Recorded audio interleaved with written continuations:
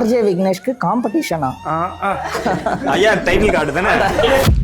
அதுக்கு முன்னாடி உங்க ஸ்டார்ட் அப் உங்களோட டீம் பத்தி நீங்க ஏதாவது சொல்லுங்களேன். நான் என் டீம் பத்தி தான் இவ்வளவு நேரம் சொல்லிட்டு இருந்தேன். நீங்க சொல்ல புலம்புனே அங்க அதெல்லாம் ரொம்ப டீம் தான். அதே கத்தி தான், அதே சட்டை தான், அதே சட்டை இந்த இப்ப கூட கிழிஞ்சது பக்கம் தூக்கிட்டு இருக்கோம்.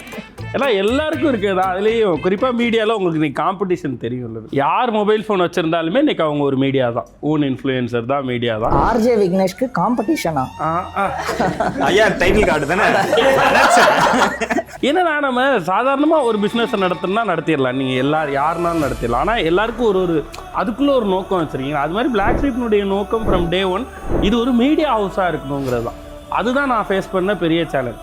யூடியூப்குள்ளே வர்றப்ப யூடியூபோட அம்பாசிடராக இருக்கும். அப்போ யூடியூப் எனக்கு என்ன அட்வைஸ் பண்ணுறாங்கன்னா, உங்கள் சேனலில் எல்லா ஷோவும் பண்ணாதீங்கன்னு சொல்கிறாங்க. நீங்கள் இதில் காமெடினா இப்போ ப்ராங்கா சித்து வச்சு ப்ராங்க் பண்ணுறியா அதை மட்டும் தனி சேனலாக்கு. நீங்கள் டியூட் விக்கி வச்சு அரசியல் பேசுறியா அதை தனி சேனலாக்கு. இப்படி நீங்கள் பண்ணீங்கன்னா உங்களுக்கு 10 சேனல் வரும், 10 கிரியேட்டர்ஸை நீங்கள் உருவாக்கலாம் அப்படின்னு. எனக்கு என்ன தோணுச்சுன்னா, நான் அப்படி பண்ணால் 10 சேனல் 10 கிரியேட்டர் இண்டிவிஜுவல்ஸை மட்டும்தான் உருவாக்க முடியும். பட் இது ஒரு 1000 திறமையாளர்களை இங்கேருந்து உருவாக்கக்கூடிய மீடியமாக இது வரணுன்றதான் என்னோட விஷனரியாக இருக்குது.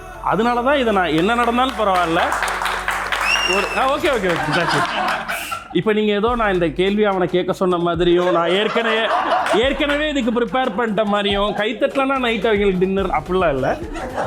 எல்லாமே ஆர்கானிக்காக தான் நடக்குது.